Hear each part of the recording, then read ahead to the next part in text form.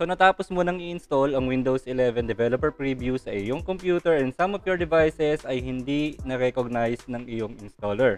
Sa video na to, i-install natin ang mga drivers para magamit mo siya na maayos. Welcome back to Teacher God Tech at ipagpapatuloy natin ngayon yung nauna nating tutorial sa pag-i-install ng Windows 11 Developer Build sa ating computer.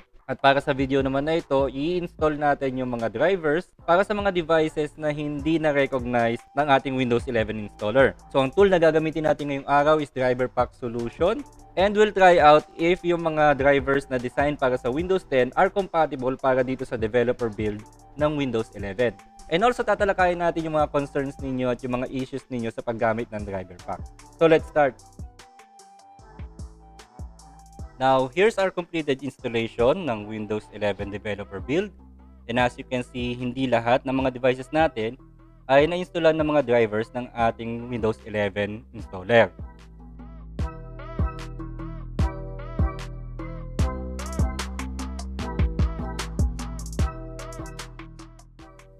So let's open our driver pack solution program and install these missing drivers.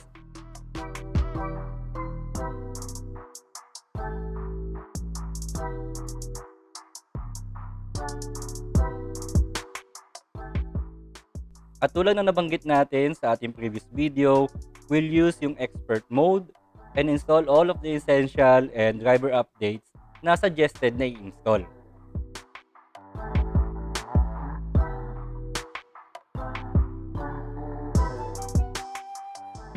Dito naman sa driver utility part, make sure to install din yung mga optional components maliban na lamang dun sa driver pack notifier.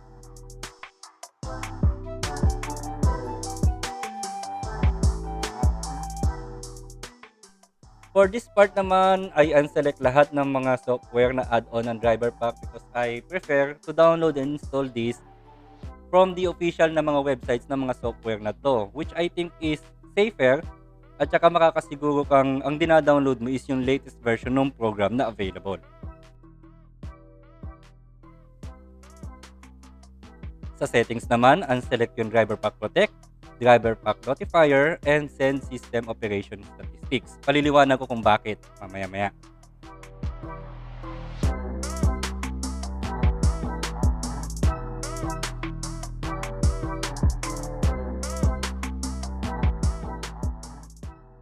And then, click install. Now, as we wait for the process to finish, sagutin naman natin tong question coming from our subscriber. This question comes from Tia Santonil. So, sabi niya, at Teacher Rod Tech, ayun po, may question po ako. Nag-error po yung pag-download sa uTorrent. Operation did not complete successfully because the file contains a virus. Paano po gagawin? Kahit i-force start po, ayaw po matapos ng download. Thank you sa question mo, Kia. Now, your antivirus may detect yung driver pack as a virus mainly because of the fact na meron siyang automated na driver updater. That's why before we started installing yung mga drivers natin kanina, nag-uncheck tayo ng ilang mga settings, most notably yung driver pack notifier. Also, some antiviruses may detect driver pack as PUP or potentially unwanted programs since may mga add-on nga siyang programs na ini-install kasama ng mga drivers natin. So as long as you uncheck yung mga settings na pinili natin kanina, hindi may install ang mga programs na to sa computer mo. And for the duration of time na ginamit ko tong driver pack solution starting from years ago, basta't ina-uncheck ko lang or hindi ko ini-install yung mga programs na kasama niya at ang ini-install ko lang talaga yung driver na kailangan ko, I haven't seen any adverse effects doon sa aking Windows installation. So thank you very much, Kia, for your support and also for your comment. So let's go back to our installation.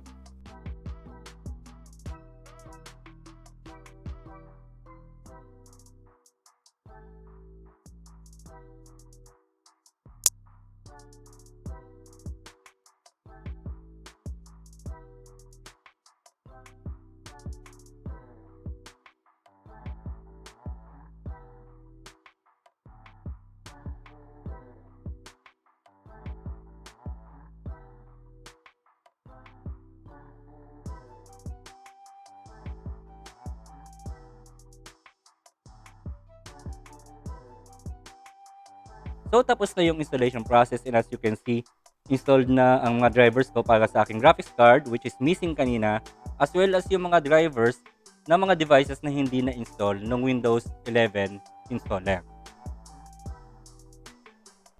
So now, pwede na nating i-confirm na yung mga drivers na designed for Windows 10 are also compatible para sa mga nag-install ng Windows Developer Preview ng Windows 11. If you found this video useful, please click on the like button below, subscribe to our channel, and don't forget to click the notification bell para lagi kayong updated kung kailan tayo maglalabas ng mga bago nating mga videos. At para sa susunod mong video, please click sa card na nandito sa taas para sa pag-i-install ng Windows 11 Developer Preview. At dito naman sa playlist na nasa ibaba para naman sa iba pang mga CSS tutorials. And I'll see you in the next one.